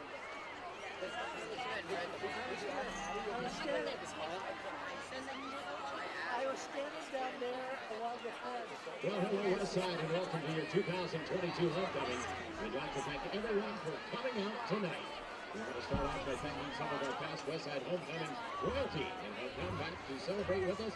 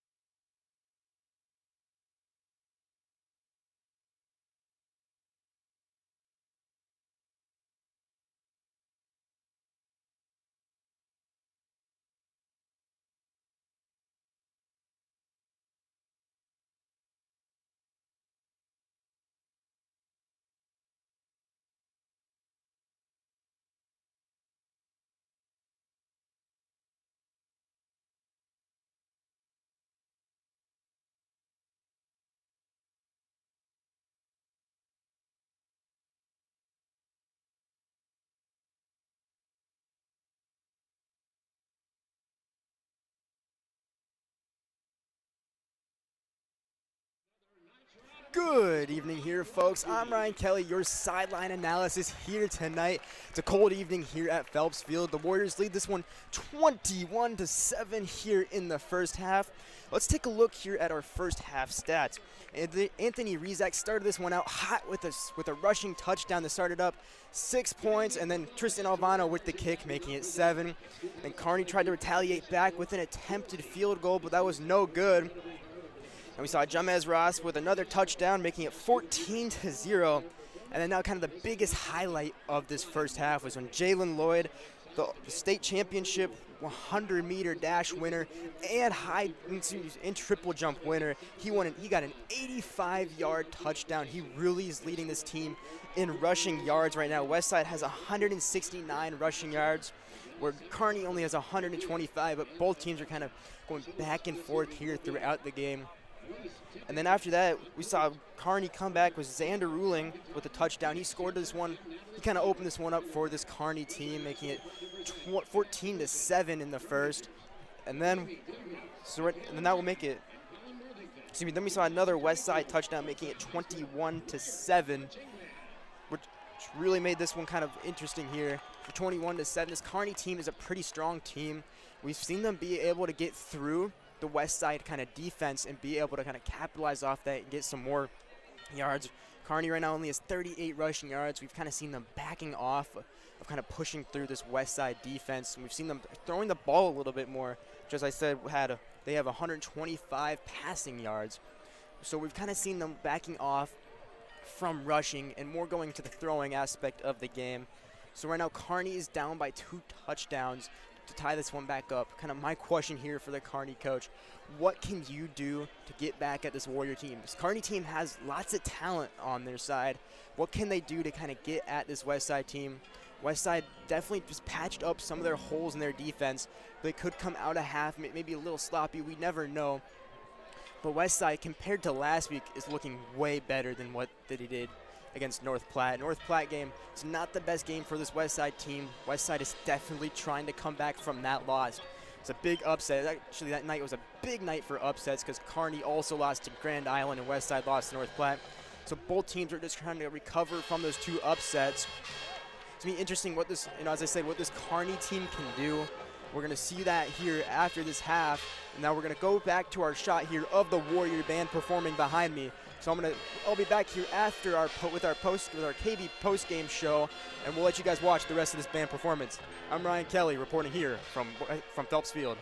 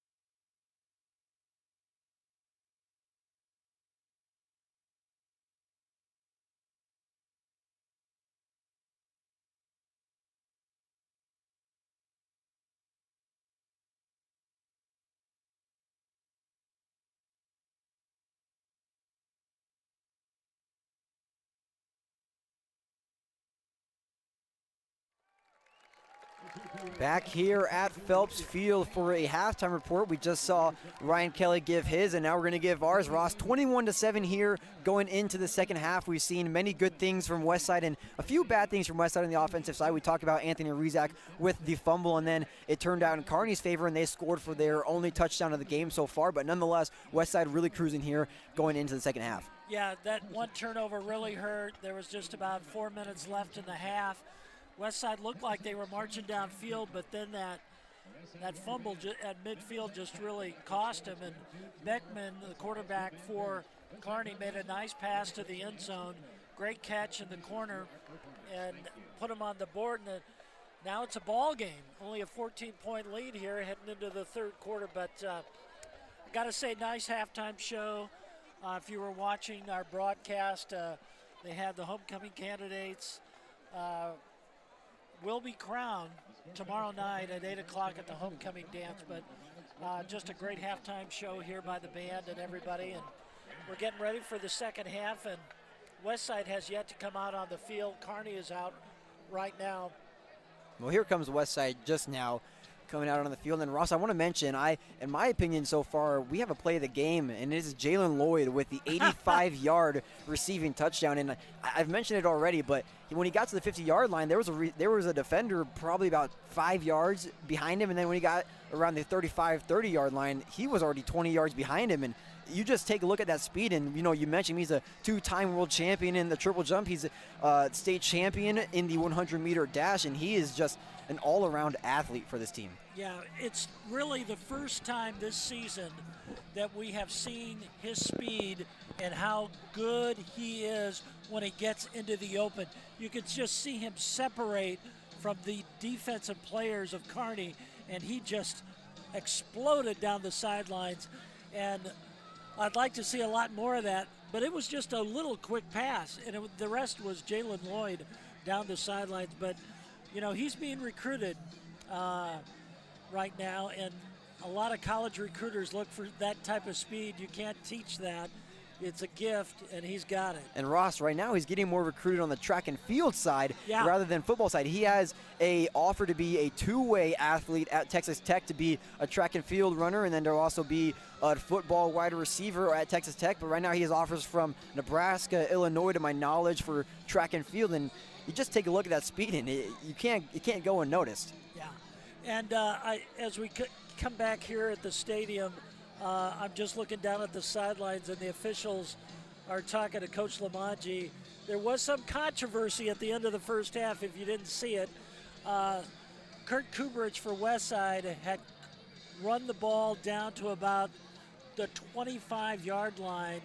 The clock here at the stadium said 1 second left, and Westside had a chance. They had a timeout to kick another field goal, but then the officials ruled that the clock had run out. So that's where it stands right now, 21-7. But it was a missed opportunity for Westside, and I'm sure that burned Coach Lamanji all halftime before he came out. And it even burned Tristan Alvano, who was looking to get his first field goal attempt here tonight after he almost got his attempt at a 61-yarder, which would have been maybe even a Class A high school record. But Coach Lamanji pulled him out there early in the first half, and it was just kind of a mixed type of feeling there in the end of the second half, or first half, excuse me. But nonetheless, we have 52 seconds counting here until we will get underway in the second half. We're going to take a quick break here on the WTV Live Network, just moments away from second half football. We'll be right back.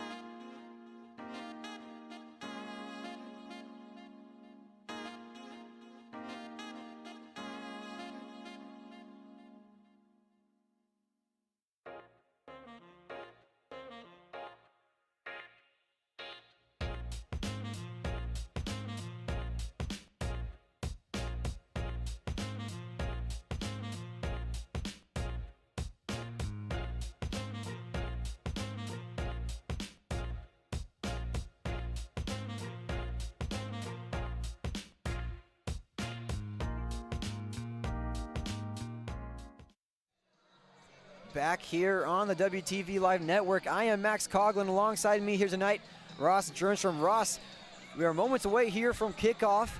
Earlier in the game, Kearney deferred and they elected to receive in the second half, so here we go. This is important for Westside to stop Kearney here on their opening possession of the second half. You know, Kearney got a little confidence there at the end of this first half when they scored a touchdown in the final minute. And now it's Westside's turn to stop them again and set the tone for this second half. And here's the kick from Tristan Alvano, and that one will be booted all the way back in the end zone. And it'll be Kearney ball on their own 20-yard line, and that is where we start here in the third quarter. And we'll see if Kearney comes out throwing the ball. They had some success there at the end of the first half, but that is the strength of their team, is their passing game. And Beckman, who has thrown for over 1,200 yards coming into this game, now he has thrown 15 touchdown passes, and that ranks up there in the top 3 in the state. Here's Beckman once again. He'll roll out to his right, and he'll keep it for himself. He'll get brought down by Christian Jones on the 25-yard line. Ross, we mention it every time that Westside wears those black and red jerseys, and it's so hard to see those numbers. And yeah, but they got red helmets now. Those are brand new tonight. You can really spot them now with those red helmets. But, ladies and gentlemen, it is really hard to determine the numbers on the players with those red numbers on black jerseys, believe me. Here's Beckman, gets the low snap. He'll pass it off. That is number 10. That'll be Jack Dahlgren for the reception. And that'll move the chains potentially, and it will be a first down and 10 for the Bearcats on their own 32-yard line. And Kearney stays with that game plan, mixing it up, a little run, a little pass, but it's all short stuff across the field. And what they want to do is burn that clock as much as they can against this Westside team. They don't want to get into a scoring duel against these Warriors. So first and 10 here on the Bearcats' own 32-yard line. Here's Beckman, gets a snap, hands it off to Abel Molina. He'll get brought down at the 35-yard line for a gain of around 3. You know, Westside's got to push it up a little bit against this Kearney offensive line. They've got to win that battle in the trenches, make it second and long for this team right now. So 2nd and 7 here for the Bearcats. 2 receivers to the far side. And there's Abel Molina. He is stuffed in the backfield by a pile of Westside Warriors. And there's Christian Jones showing his dominance. Oh my goodness, folks.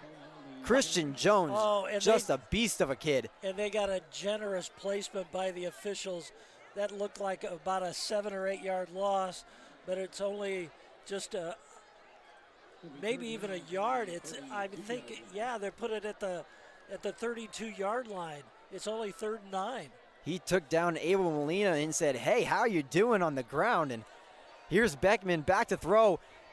He'll get pressured by 2 Westside defenders, and he will have no choice but to throw it out of bounds. That was Christian Jones once again on the breakup coverage, and R.J. Eckhart in the backfield. Boy, Christian Jones bolted through in the backfield and almost got the quarterback Beckman for a sack. He just heaved it away. He had no receiver to throw it to, but now it's going to be interesting to see what Westside with Cotton. He'll be on the 35-yard line on this punt. So it is 4th and 9 here for the Bearcats. Keenan Conn, like you just mentioned, Ross, back to return the punt. And here is the punt off, and Conn moves to his right. He'll get it. He'll take it all the way upside the line, and he'll get brought down just outside of, looks like the 44-yard line, and that is where Anthony Rizek and the Westside offense will take over here with 10:30 remaining. Now Westside can kind of set the tone for the second half. Their first possession here, a nice long drive. And like you and I were talking at halftime, it'd be nice to get the ball to Jalen Lloyd along the sidelines. You saw what he could do in the first half, and that'd be very important for this team to get something going. And we're having some sort of misconfusion here as athletic director Tom Kirkman is on the field.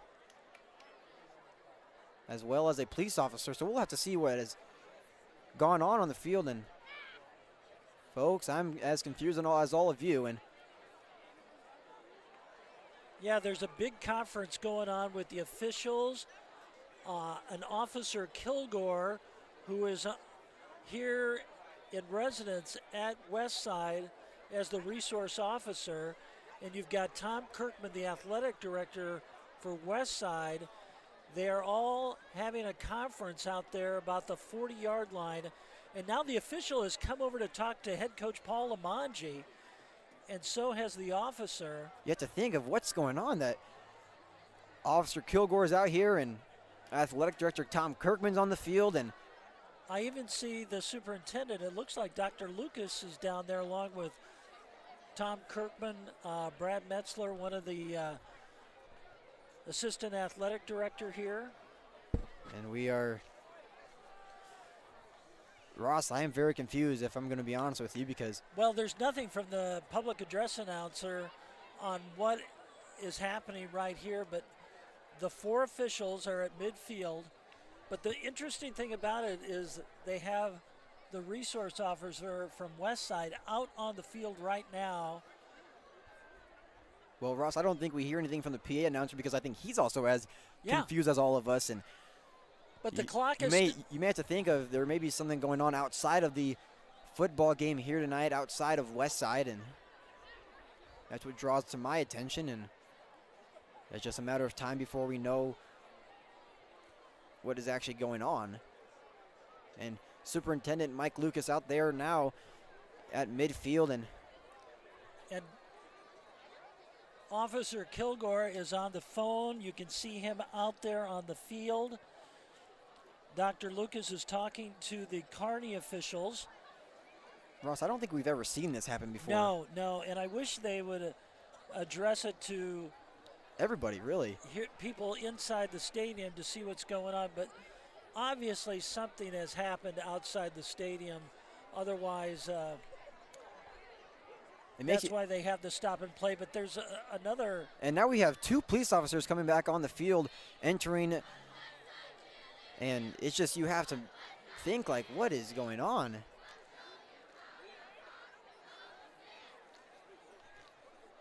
Yeah.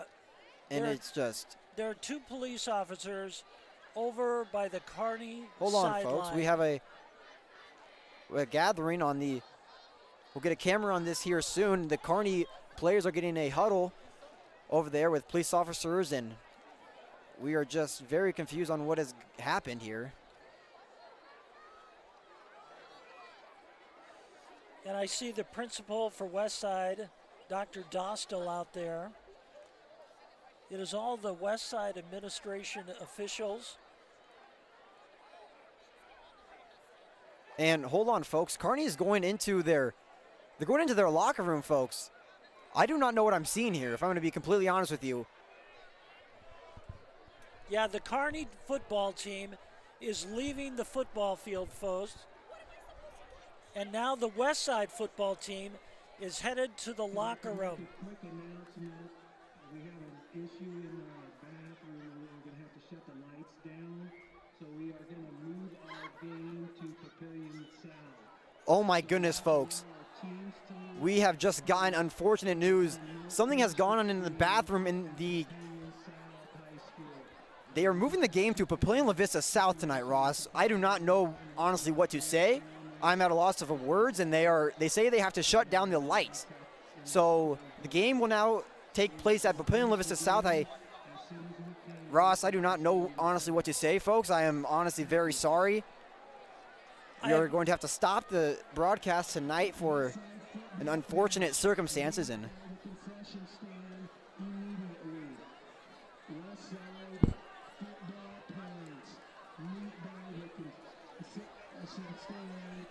the game will be stopped with 10 minutes and 30 seconds remaining in the third quarter. Westside leads 21-7 in Ross. I don't think in my 18 years of living I have ever seen this. Hey, Max, I've covered high school football in Omaha since 1979, and I have never seen anything like this. Usually this happens. Oh, here comes fireworks for the homecoming. When there's bad weather. but never anything like this. But they had an incident that happened somewhere around the stadium, and they have decided to stop the game and move it to Papillion La Vista South, where they played a game last night. Gretna and Papio South played there last night, so there's no game there tonight. But this is so unusual here. The fans are leaving the field here at Phelps Field with 10 minutes and 30 seconds to go in the third quarter. And both teams have left the football field. If you're just joining us,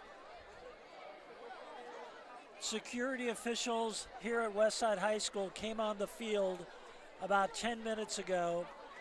Then 2 other police officers came on the sidelines on the Kearney side, and then the Kearney football team left the field, followed by the Westside football team, and they announced that there was an incident in the bathroom. And they are having to turn off the lights. So the game, everyone is rushing out of Phelps Field and heading over to Papillion La Vista South, which is no games going on tonight, as Papio La Vista played last night against Omaha Central at Omaha Central, and Papillion La Vista South played last night against Gretna. So that field is not being used currently, and it is quite a long drive to Papillion La Vista South. So everyone, I honestly believe this game will not be restarted until I have to check the time at 8:47 currently, Ross. I don't think this game gets going until around 10.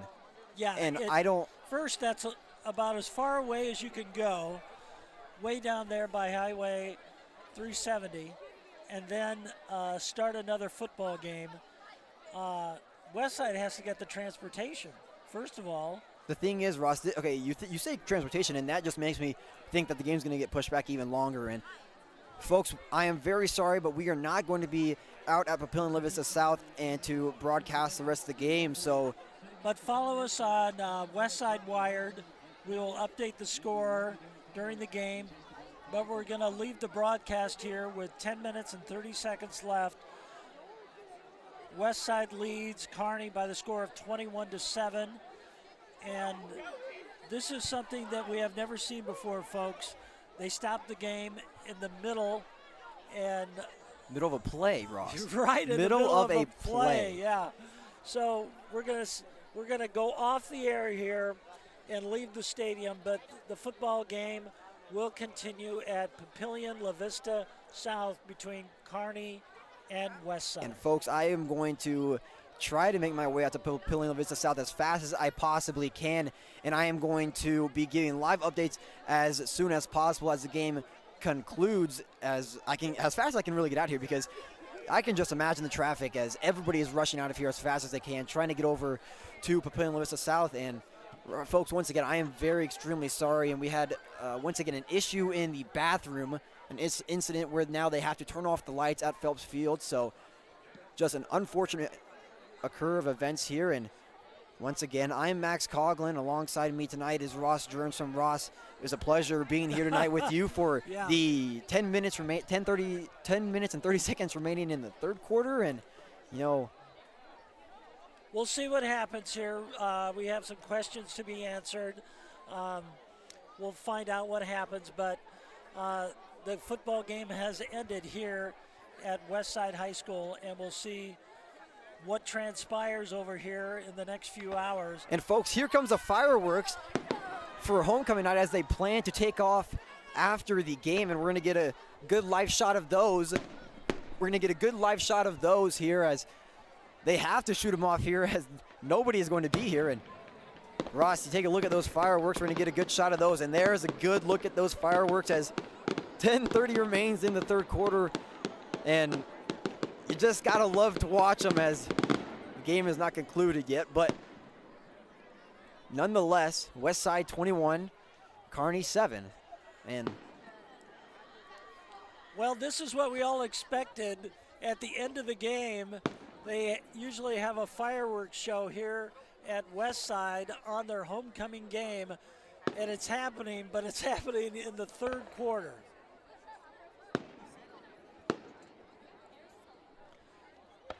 And here's some mid-game fireworks, Ross. I don't know what to call it. Yeah. Mid-game fireworks, I would say.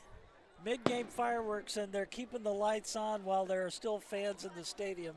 But they bought these fireworks, and they're going to set them off here tonight. And this place is emptying as fast as you can blink of an eye, and people are making their way over to Papillion La Vista South, and it's just a rare, very rare, I would say, occur of events. And like I mentioned, I'm going to head my way over to Papillion La Vista South and give live Twitter updates as much as I can.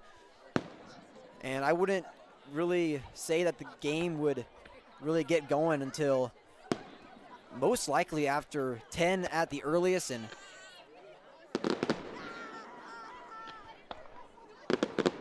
And Ross, Westside playing as good as they really could. Max, let's just let the fireworks go off, and we'll just watch it here. I'm still trying to comprehend.